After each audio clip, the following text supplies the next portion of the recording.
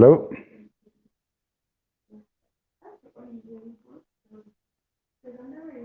Good evening, everybody. Good evening. This is Nsaka on Ubuntu channel.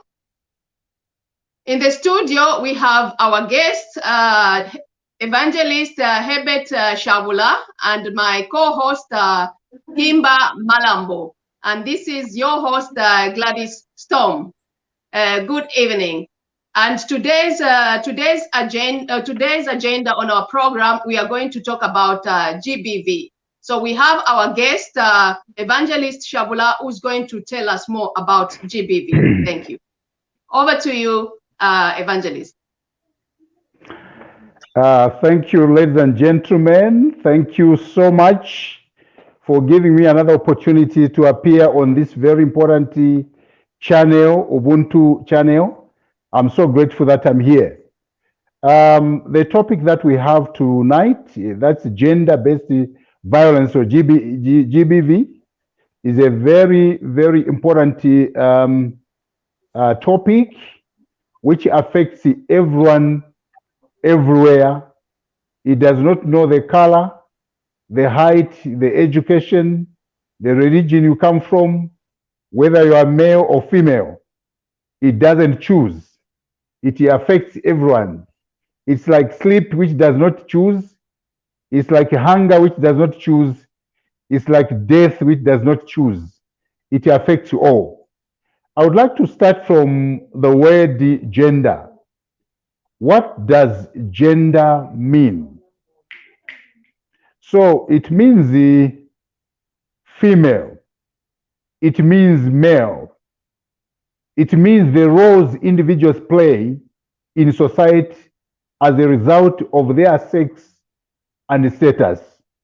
That is what gender is. Now, when we talk about gender-based violence, GBV, we are talking about acts which are negative to human beings. And these acts are acts that dehumanizes an individual, demeans the hopes, the character, the well-being of an individual. One of them is physical abuse. Now, physical abuse is actually abuse where an individual suffers physically. It means somebody is harmed or is injured using physical force against a person, which includes the holding or keeping someone in a place so that the person cannot live or move freely. Now, what is this? It means an individual uses force on a fellow human being and inflicts injury on the body of that particular person, and sometimes holds them against their wish, against their desire, against their consent, keeping them away from some place. It can be keeping an individual from moving. You know, Gladys, I would like to give an example. Sometimes a man may be possessive and he may decide to keep his wife locked in the house because he does not want other people to see her. So this act itself is GBV. The other one is, denying another person access to food.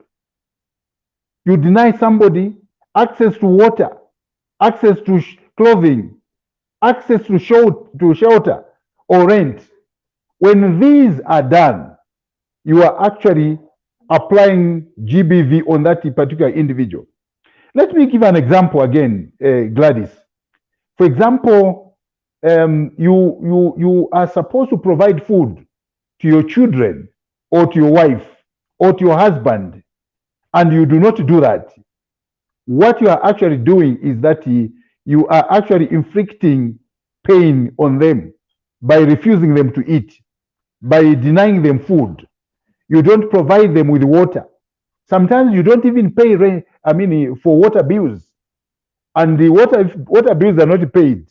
You are actually, practicing, GBV on the family.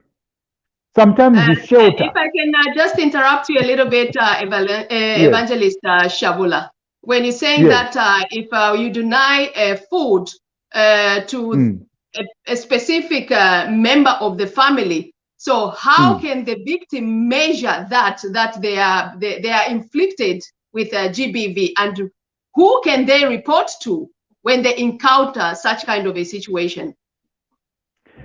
Well, what it is that, first of all, when such a thing happens, they are supposed to report to the police.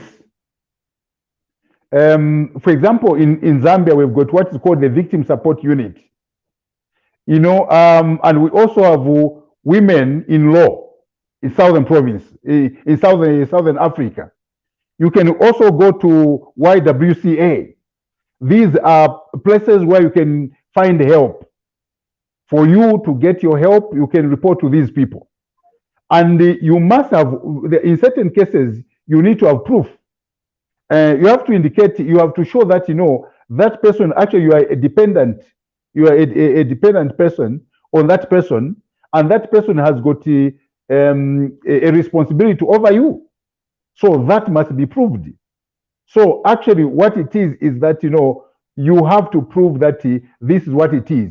It's not just a matter of alleging, it is a matter of proving that actually Evangelist Herbert Shabula is actually my uncle, and he has got a responsibility over me. I'm in school, and he's supposed to provide me with the food, which he has not done. Can I just interrupt you again a little bit? Because Yes, looking at your title as an evangelist, I'll look yes, at it from the religious point of view, because we find mm, that a lot of women, and looking from the cultural context, that a lot of mm. women are inflicted with fear of going to the police, because they're in this cultural context where they feel like if they go and report to the police, or maybe they go to the reverend or the evangelist like you, Mm, they'll mm, be told mm. that they have to hold on. Every time you'll be told like what God has bring together, no man should put us under.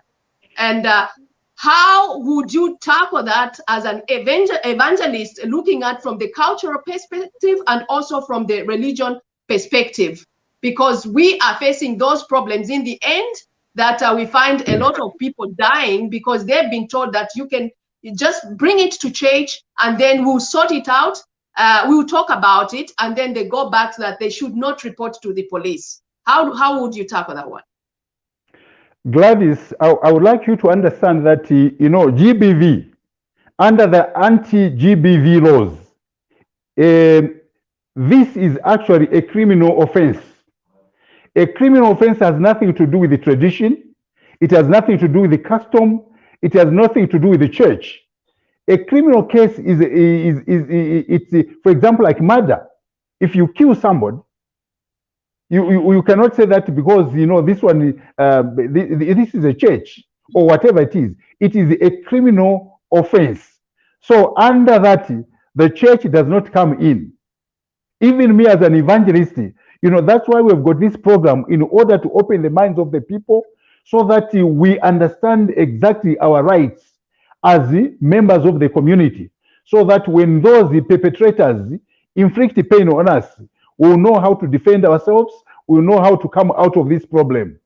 And that era, Gladys, where we do advise people to say, you can't report your husband, you can't report your father, you can't report your mother or your daughter or any relative or friend.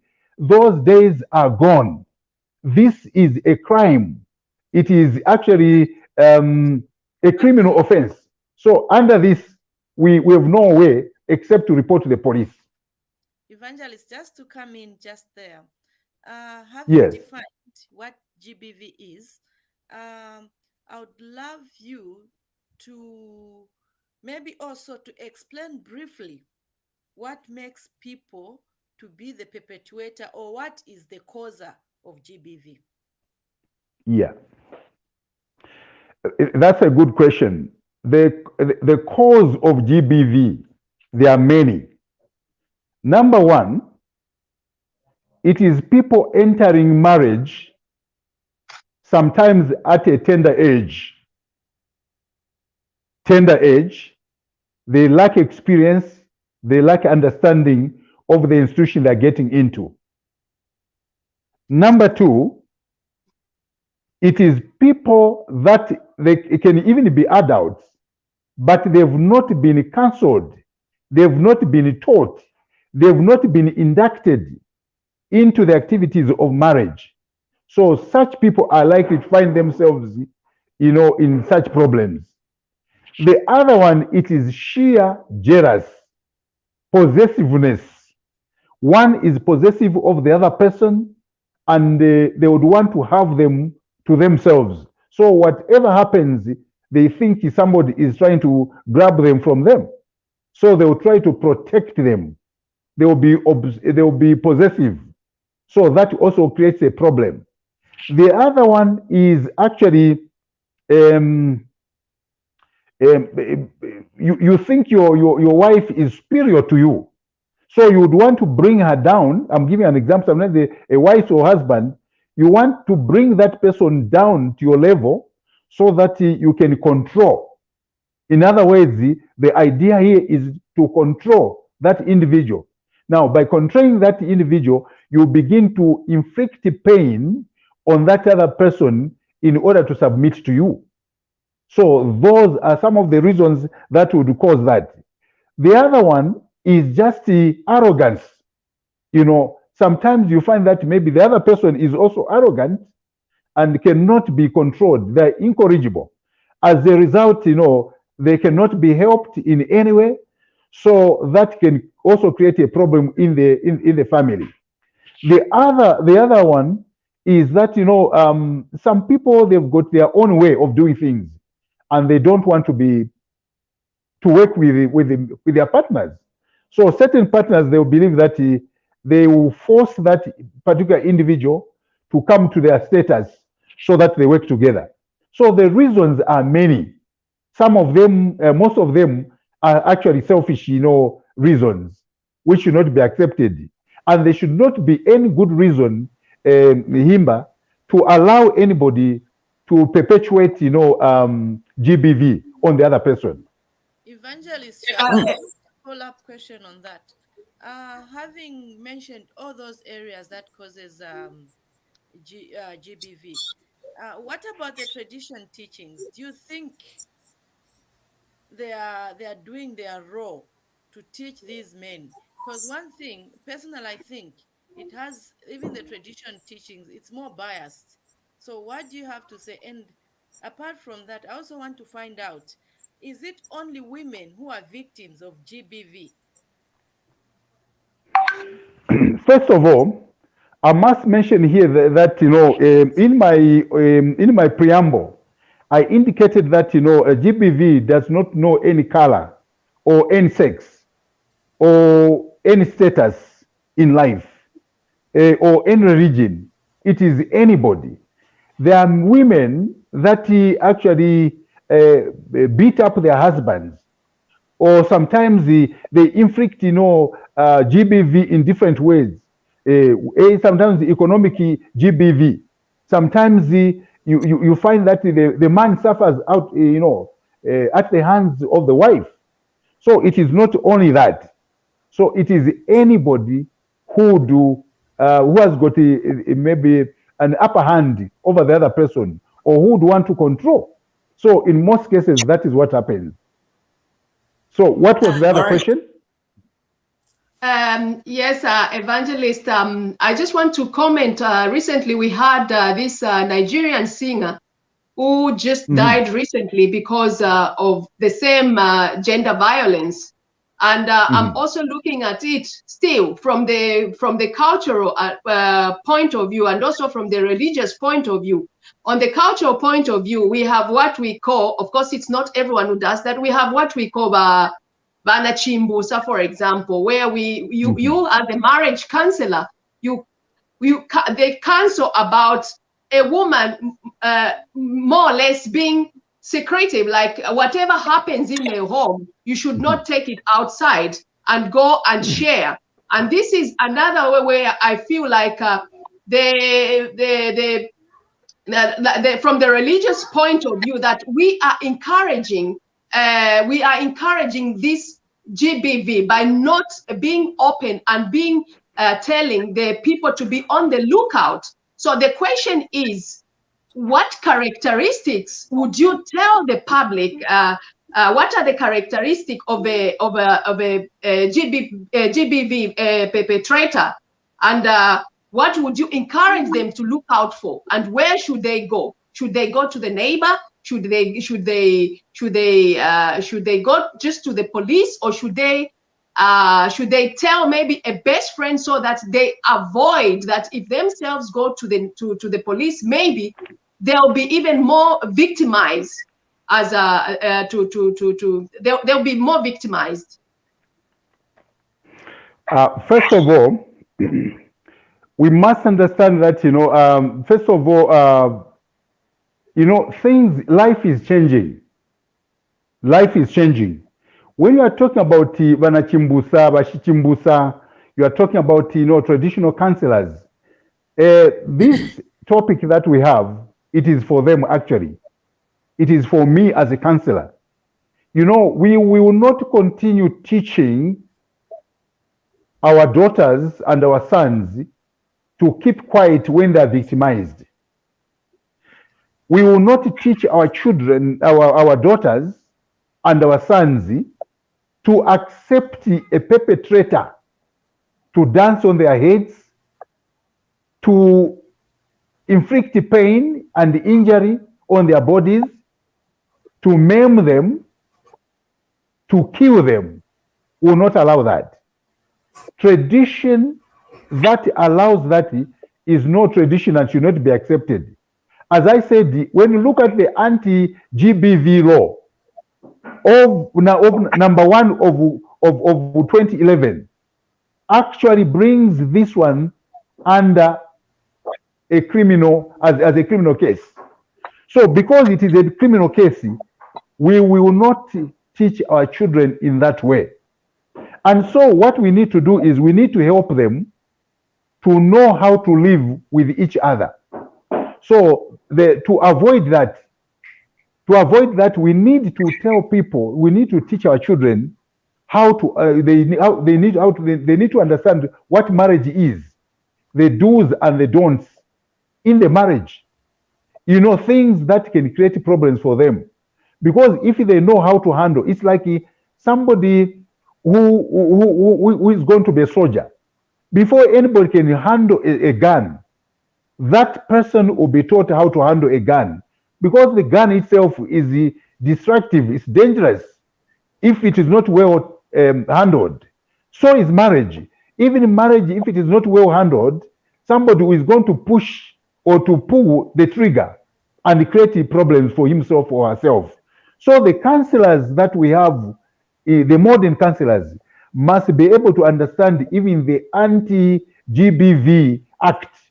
Let them know that these things that were happening back in the past, they are actually an offense under this Act. And therefore, we cannot teach our children to keep quiet.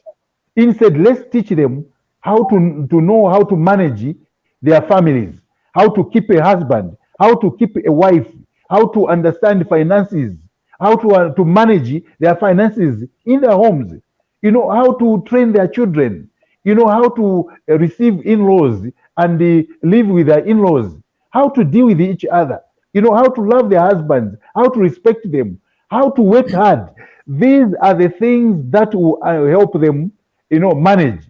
And above all, we must teach them how to manage anger and how to resolve issues, conflict management. These are the things that we need to teach our children, rather than teach them to keep quiet when they are inflicted with pain. They are injured, they are harmed, they are mistreated. Yes. Thank you, Evangelist. Sorry, Himba. I think I'll decide to speak in Bemba so that since we have a lot of different kind of segments, so that we include everybody. Since Ubuntu is about inclusion. So nalalanda muchibemba pantambi, so that even those my fellow young people and also my young sisters and also my mothers and aunties, in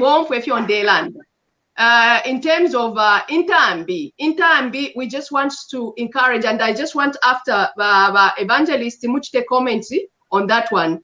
Intambi especially, I think I should encourage gender-based shishi bemchibemba for Ningalanda. Bana mayo nangu abakashana nangu abalumendo ukubachita misuse umulandu in the name of Intambi babatwala munganda mulya baya mukula abashina ati nintambi kwali bafena abantu abakwe bati bali pingira fya abana baba nabo ati yo utomfa like ba Evangelist said bachlanda ati bambi ni lunkumbwa ulunkumbwa na lwena lulalengo kuleta gender violence. By Evangelist, you can help me that in Bemba. So what I'm appealing to my fellow young sisters, my aunties and my mothers, kwanse kuntoko muli lero abantu abengi balefwa, abantu abengi baleba patikisho okupwa umulandu wa nankane umulandu wa gender violence, umulandu wa gender violence. So if into funinga tema baba Evangelist nga kutimwa konkomesha hapo kuli ba mayo na ba anti bene ifefo bachita ukulashi n'abana babene no kulabe no instead baba peri amafunde fintu mwachilala, that today is the modern world, that's the traditional one, but pichirifire sangwa nga kutimwa koma ilapo, I'll be grateful. Gladys, I'm very, very grateful with the question that you brought here. You know, what it is here is that, you know, indeed, we as the counselors, we have contributed to GBV in the nation and in the world because of the way we have handled these matters. You know, traditionally, you know, there are what we call good cultural and customary practices, and also negative cultural and customary practices, which we as the counselors, you know, teach our young people. So we must distinguish between good cultural and customary practices and bad ones. I'll give you an example. Number one, there are certain times in certain areas where a young girl, before she gets married, her virginity will have to be tested. That is a custom and a tradition. Her virginity must be tested. Sometimes it can be tested by the father, sometimes a cousin, against her wish. Such a practice, such a custom should not be allowed. Sometimes they will decide to say no, according to a custom, the lady or this young girl should be circumcised. Her genital parts should be mutilated. And that is a custom. According to the GBV Act, that is an offense. It is a crime. Sometimes they can say, no, let's sacrifice a child. Sacrifice, you know, somebody to appease the spirits, because this is our culture. That culture cannot be allowed because that is murder. The other one is forced marriage. According to our culture, I'll give you an example. Some time back, what used to happen when a young lady reaches a certain age, maybe the age of 8 years, and you know, between 15 years, they can actually do. That's why where the word inkobekera comes in. Then that family, they would pay something towards that marriage, the marriage of that 8-year girl, and they'll be calling her my wife, our in-law, our daughter-in-law, and so they'll wait until that young girl grows. When she gets to somewhere around 15 years, you'll find that she will start sleeping with a gentleman who is betrothed to marry her. And this is a custom which should not be allowed. The other one is the sexual cleansing, which is a custom.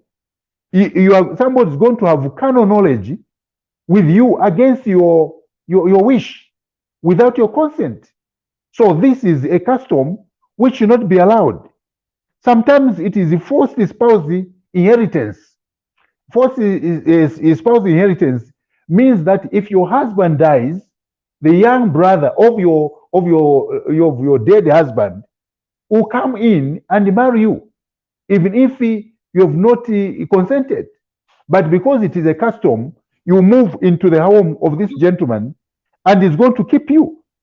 So these are some of the things that we discourage as the modern counselors who understand the Anti-GBV Act, which is a law according to Act number 1 of 2011.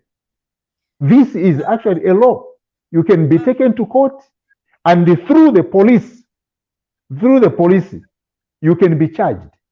And then the matter will be investigated and taken to court, you'll be prosecuted, and if you found guilty, you'll be sentenced.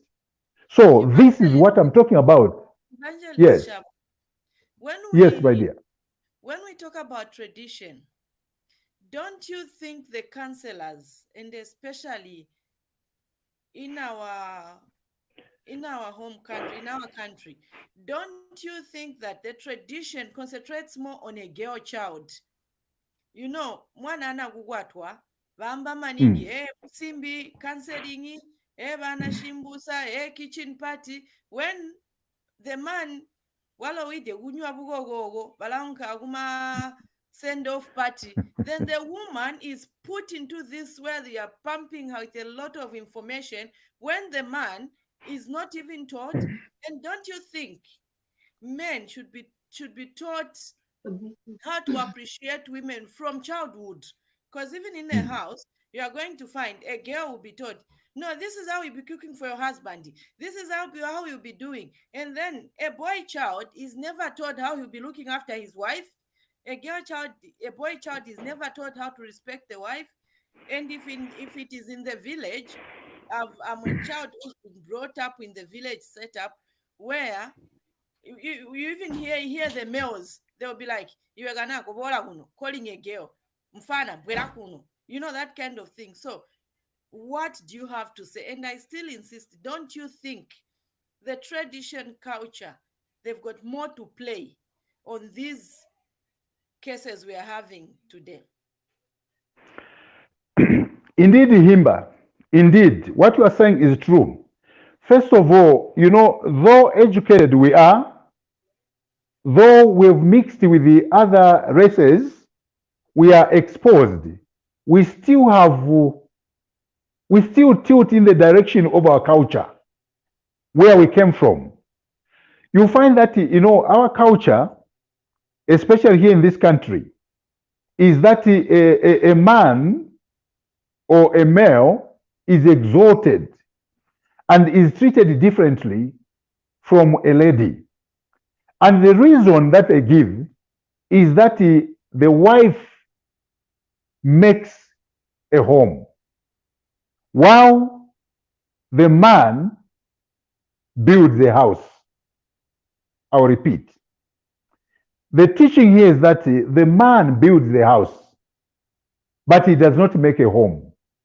It is the wife who makes a home. What is a house? A house is just the structure, the shell of a building. That is a house.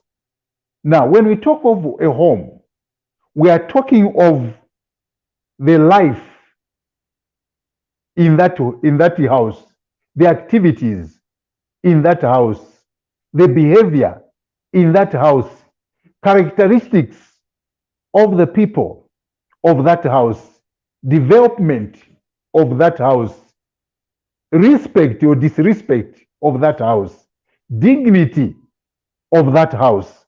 So all this comes from a woman. And because a woman is the maker of this home, the family tends to concentrate on a lady, forgetting that actually the person who can make it very, very difficult for the homemaker to make a home is actually the man. So it is our culture should go back to the drawing board so that equally a man is taught. What is he supposed to be taught? First of all, he must be taught to love his wife, to respect his wife, to feed his wife, not to disgrace his wife, not to insult, not to beat, not to do anything that will bring injury or pain in the mind of, or in the heart of the lady. And then from there, this man should be taught how to take care of his wife, take care of his children, take care of his family, how to produce food and wealth in the home, how to create wealth in the home. The man must be taught. He must be taught that he needs to work with his wife. Himba and Gladys, many of the men who work alone without involving their wives, they are bound to fail in life. I'll repeat that. Many men who work on their own, I'll give you an example. I had a friend of mine who was running a business, computer business. He used to buy these computers from Italy, and he was supplying to his customers here in this country, Zambia. He worked alone for 18 years. He became so wealthy that he even opened the outlets in other towns. But the time of reckoning came when the husband died. When the husband died, even the business died. It went down into the grave with him because the gentleman did not transfer technology and the experience and all this wealth into the hands of the wife and the children. He grabbed everything to himself because of mistrust. He did not trust his wife. Men should be taught to trust their wives, just as wives should learn to trust their husbands. It is symbiotic. We need to trust each other. So lessons for men should be there before he gets married.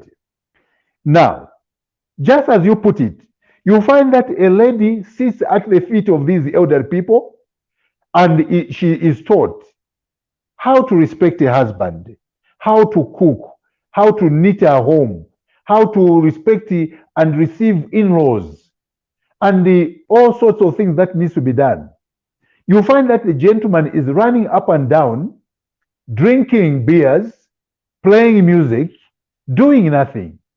But when that day comes, that's the gentleman that is going to stand on top of the house, on top of the roof, to start castigating a wife who was taught. Sometimes certain things that women do, they are things that they were taught to do. But because you are ignorant, you as a man, you don't know. You are blind. You will start thinking maybe your wife wants to bewitch you. When she puts ibulungu mujibuno, when she's going to put her beads around her waist, to you, she has come to bewitch you. Reason is because you are blind. You don't know. You were only playing. You don't know that in the African context, that is a way that she prepares herself to entertain you to the fullest, so that when she leaves you, you do not go to other people. So these are things Yes. Sorry, I'm cutting you short. Because we have talked so much about women being abused. And Yes. I think I would like to divert you a little bit from women, and also so that we can make a balance, because there's obviously even men who are there who are being abused, where Yes. you find that the men cannot even say out to the public. They cannot also go out to go and report to the police in fear of saying that they are going to laugh at them. So my question is, for these men who are also living in fear, and how does this man know that when he is in an abusive relationship? Because this is when you find that the neighbors are saying, and yet he's just living in that fear, is being abused mentally or probably physically. There are women who are doing that. How would you address that? And what characteristic would you say that these are the signs that this man is being abused? Yeah, that's a good question. I think that question also came from Himba. I did not answer it because there were other questions that I needed to answer. One, first of all, yes. Sorry, just hold that thought. Before you come in, have a sip of water as we invite Mama Chika Monica just to have a cup of tea. Okay. Mama Monica, you're welcome.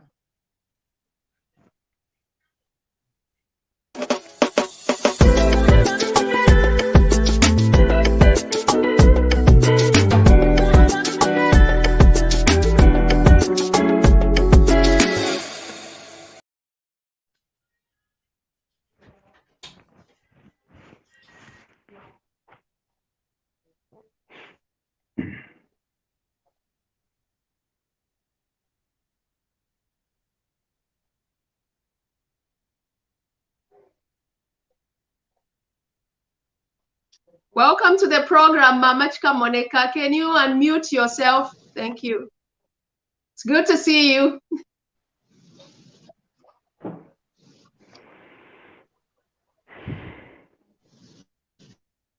It seems like she has frozen. Maybe Evangelist, you can continue. If we probably will get her back. She's back.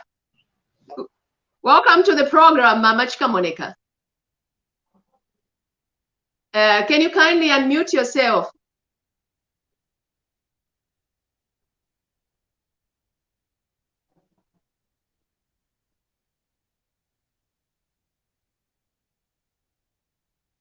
Evangelist, you can probably take it from where you left. If we see that Mama Chika Monica is on, then she can take over. Okay. Varishani bonse mkwai abali papaneo nami posha mwishta ya chungulo nati mwapoleni mkwai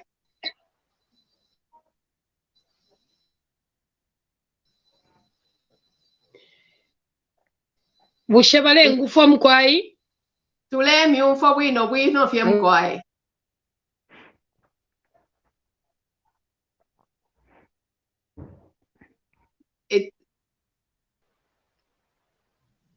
tule myumfo kuti mwakonkanyapo ichungulo po mkwai mwishta ya chungulo.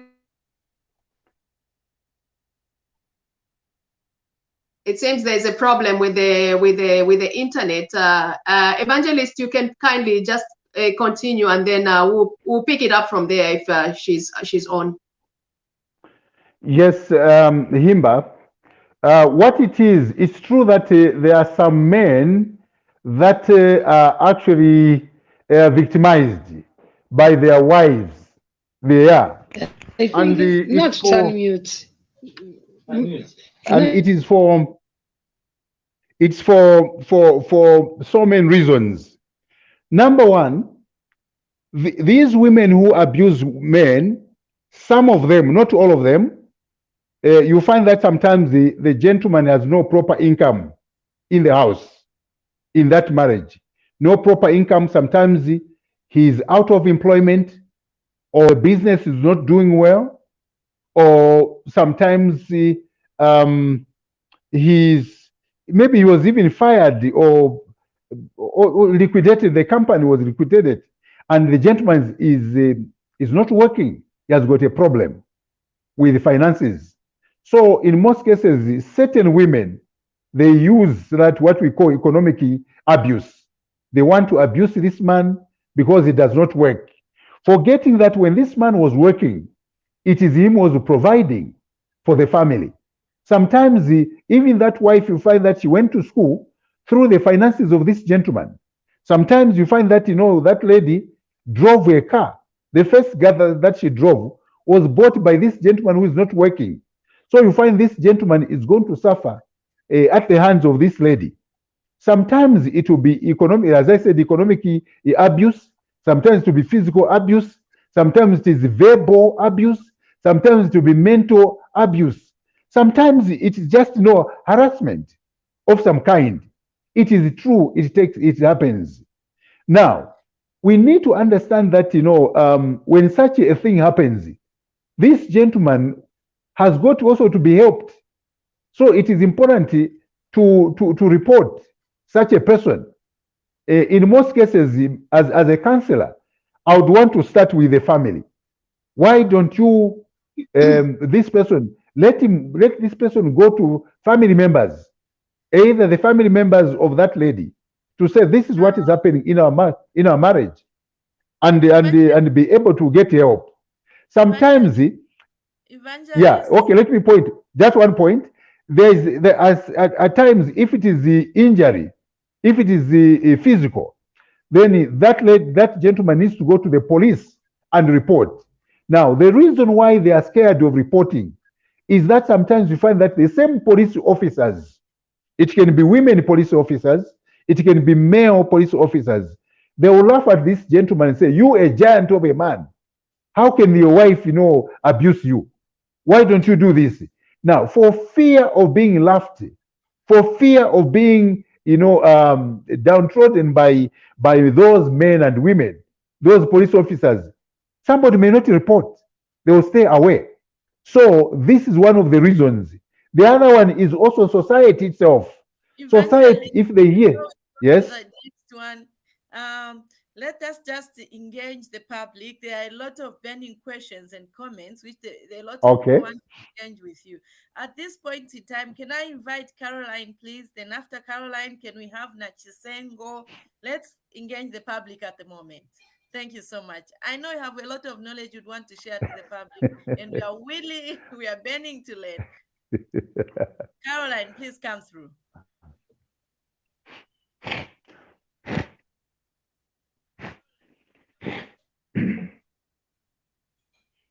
It seems we don't have Caroline yet, but we have Nyachisengo. If she has something if she has a contribution, a question, please just go ahead.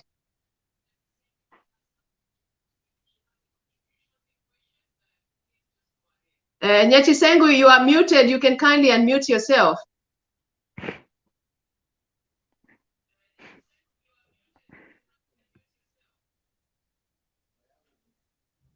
You can go on, Evangelist or Himba. If you have any other question, just go on. If Gladys, we have Mwinga. We can bring Mwinga, yeah, Mwinga at the moment.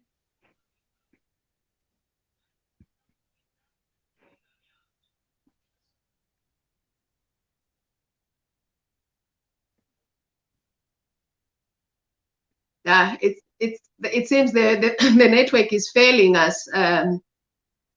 Himba, you can go ahead if there's something more you want to add on.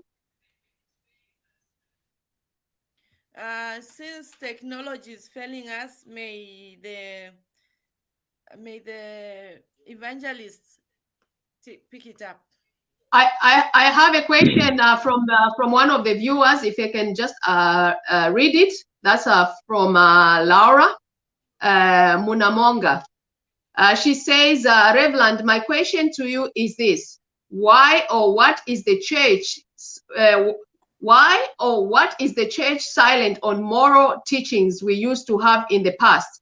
I believe the moral standing of the population is also contributing to GBV.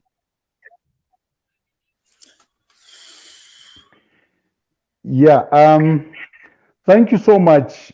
I want to say that, you know, even the church right now is divided. It is in two groups. There are those that we call the old churches and the modern churches. Most of the modern churches, actually, they do not spend a lot of time teaching those morals. They spend a lot of time teaching liberty, that you are a free woman, you are a free man, you can do this. Sow a seed and reap this and that. So we do not have, you know, time to sit with the people that we preach to, that we teach, that follow us in our church. So we are supposed actually to help them. There are certain churches that I know, like the church that I go, we've got a department called the Family Life Department.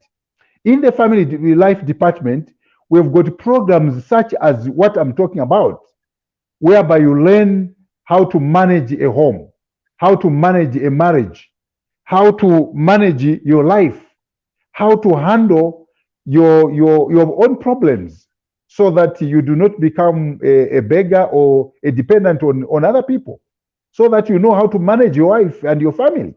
So these are things that we should be teaching, you know, our members in the church.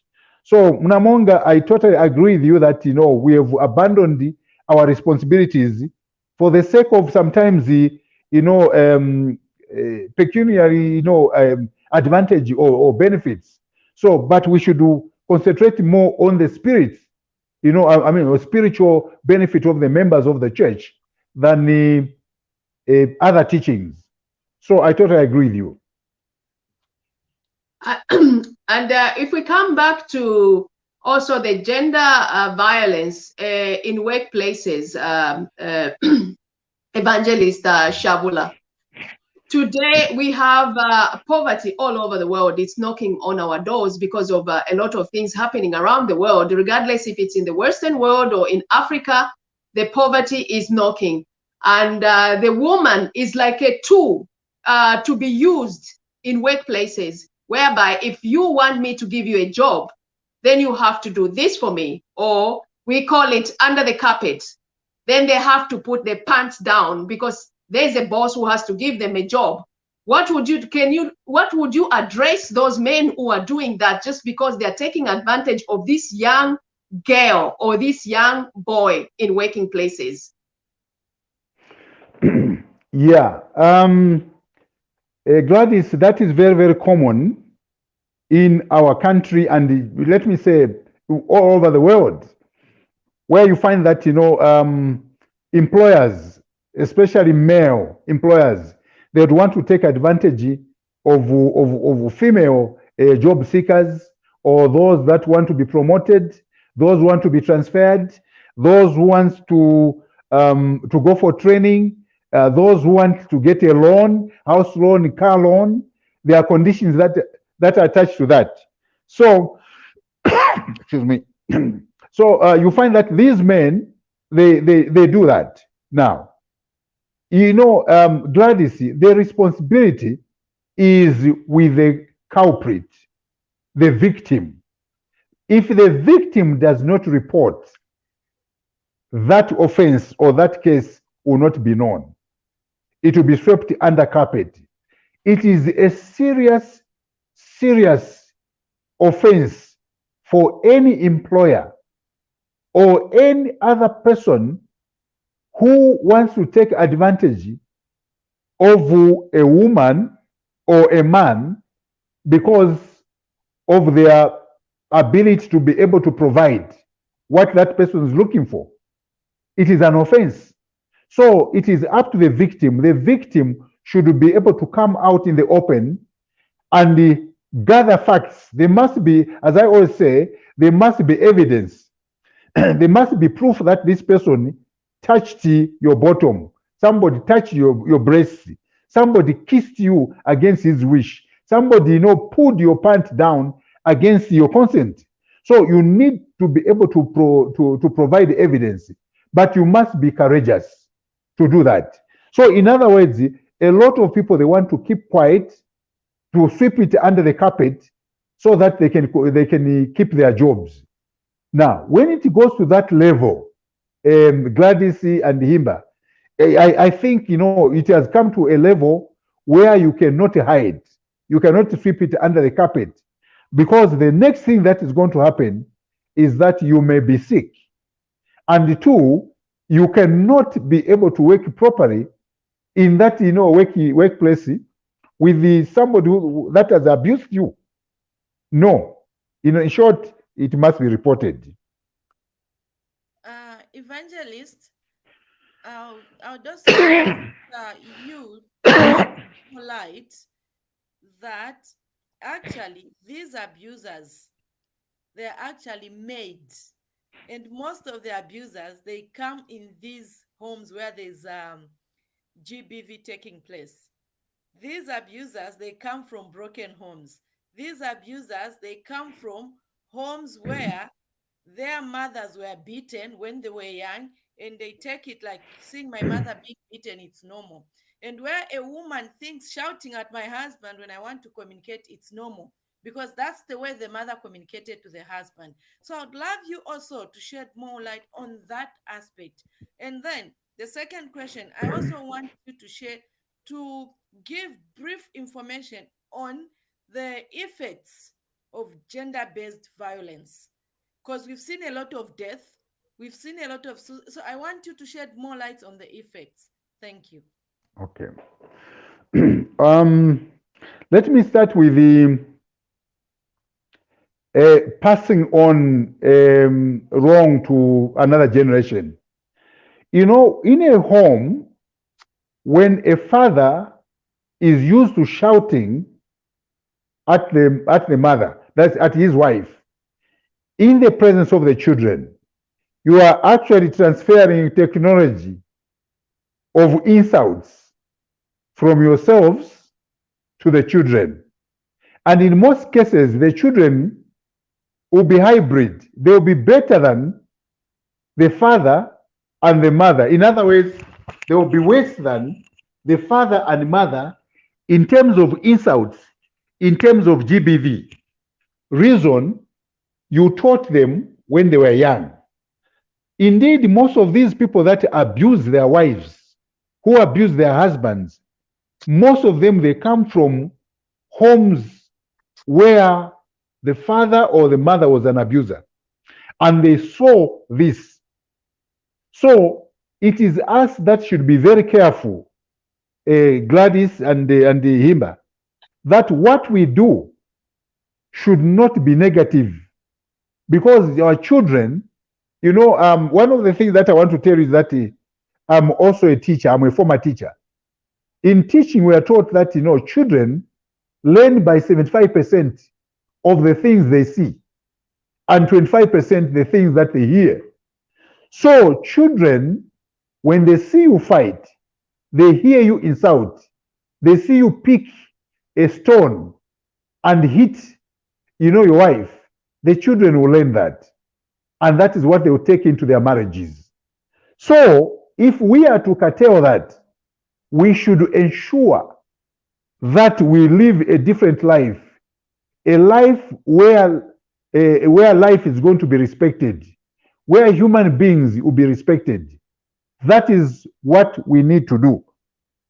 Now, the negative things that you get out of GBV. First of all, when a person is always insulted, when a person is always castigated, they will stop thinking straight. They will not know when they are thinking right or when they are doing the correct thing, Gladys and Himba. They will not know, because they expect you to castigate them. And therefore, self-confidence is lost. When self-confidence is lost, then they lose their lives. They lose their direction. They will not know what to do.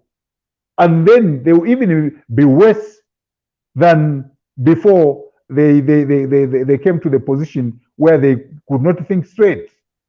The other issue is that self-identity is lost. In other words, they cannot, even their dress, their bathing can be affected. They may not take a bath. Sometimes even their dressing will be affected.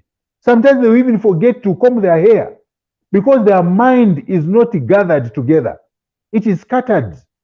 They are trying to sort out how to survive than how to look beautiful and how to do the correct thing.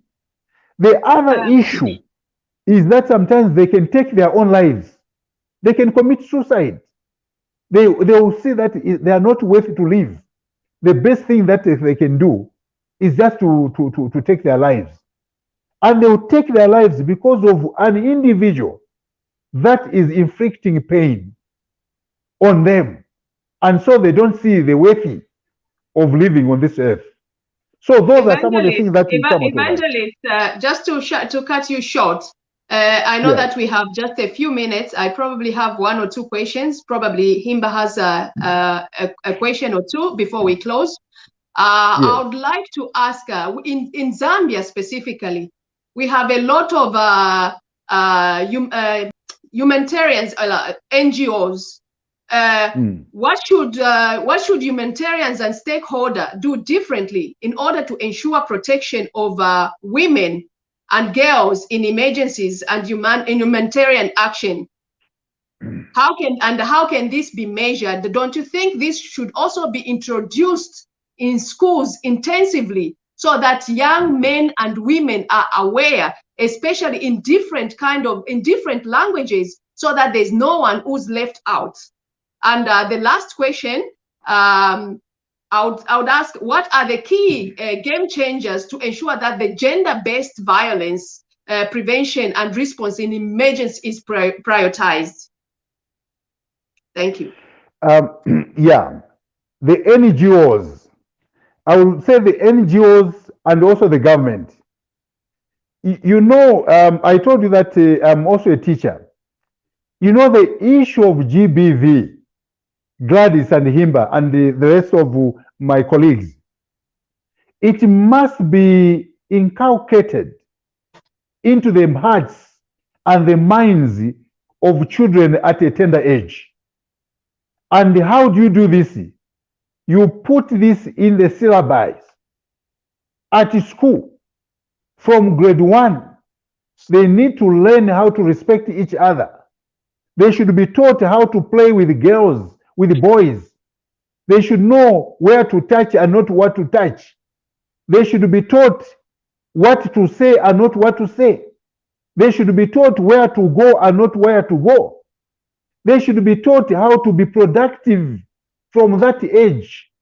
They must be taught how to take care of people's property and respect these, street lights. They should not break them, vandalize them.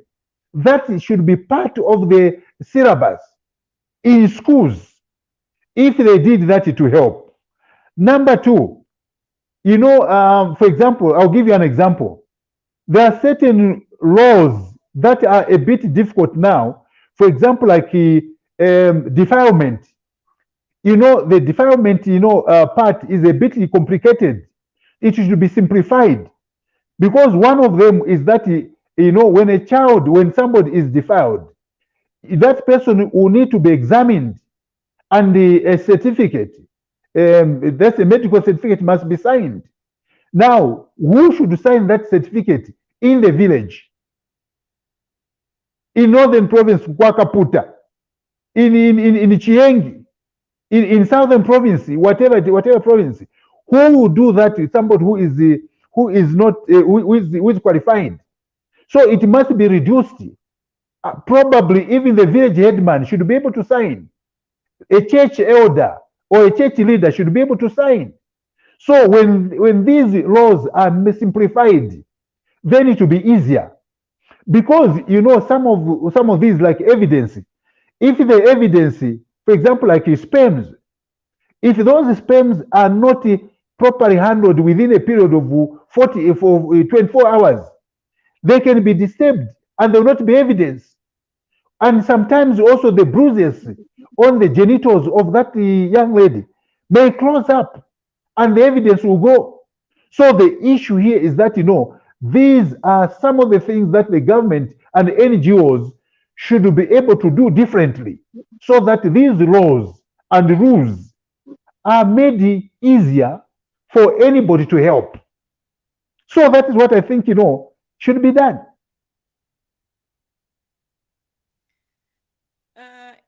Evangelist, thank you so much. We only have few minutes, but before we conclude, there this time I'm not asking you a question. There are members of the family whom we always ignore, and these are very beautiful, handsome souls. These are children.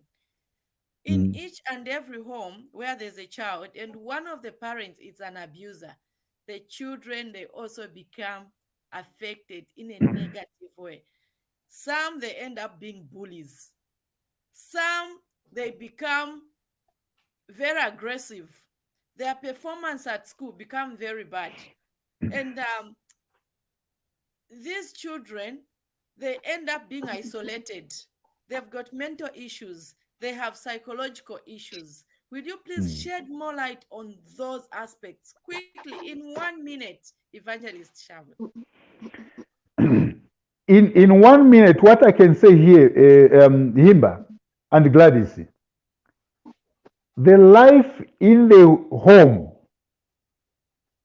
it is the fuel which you put in the lives of the children for them to go forward or to remain where they are.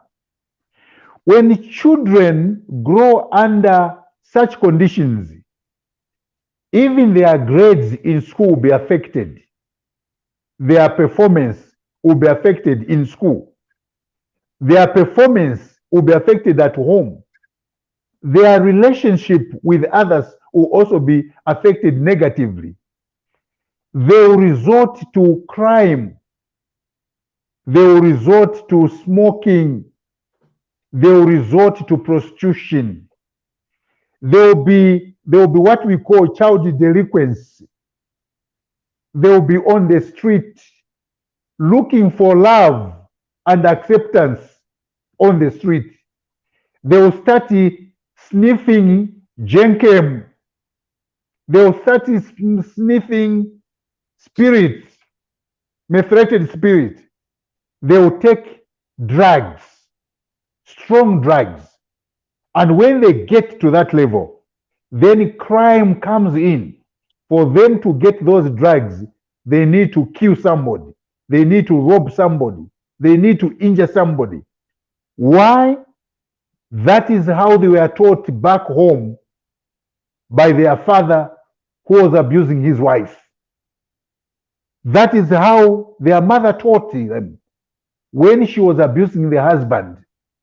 So what we do today will come back around tomorrow. We need to be very careful the way we treat each other.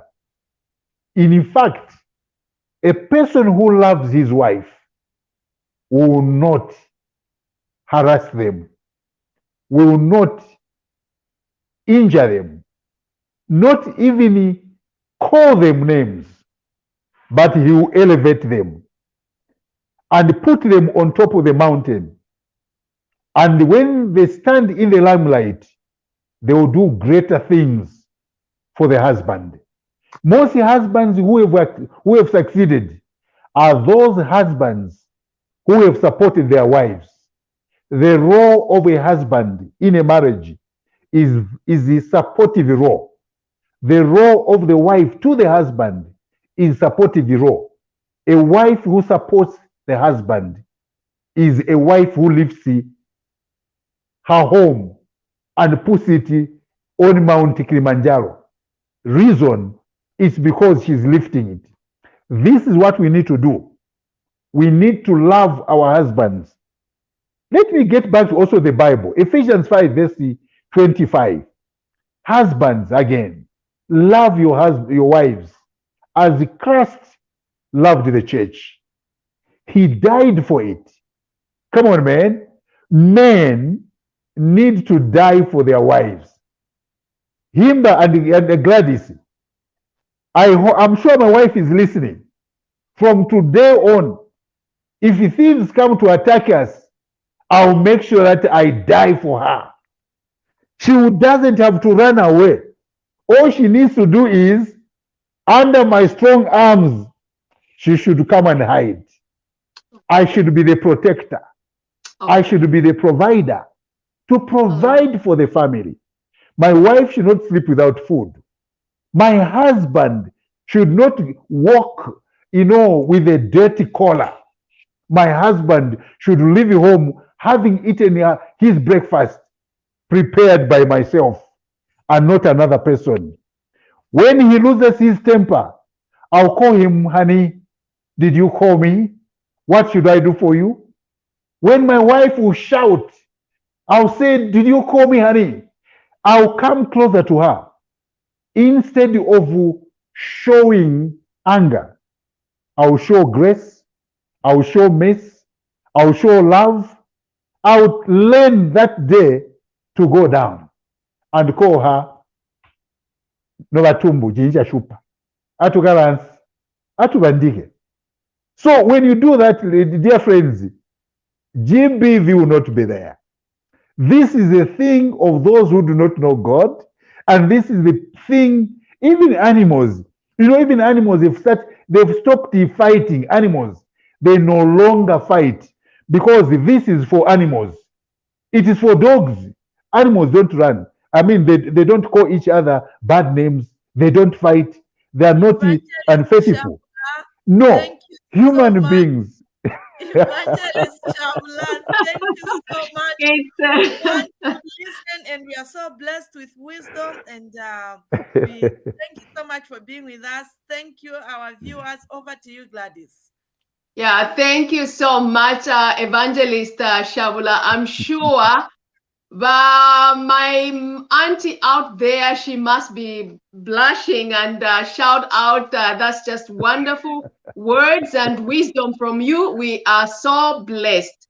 And to our viewers, I would say thank you so much for joining us, and also for your beautiful contribution. I know that there's a lot of quite a number of people who have been sending in some comments.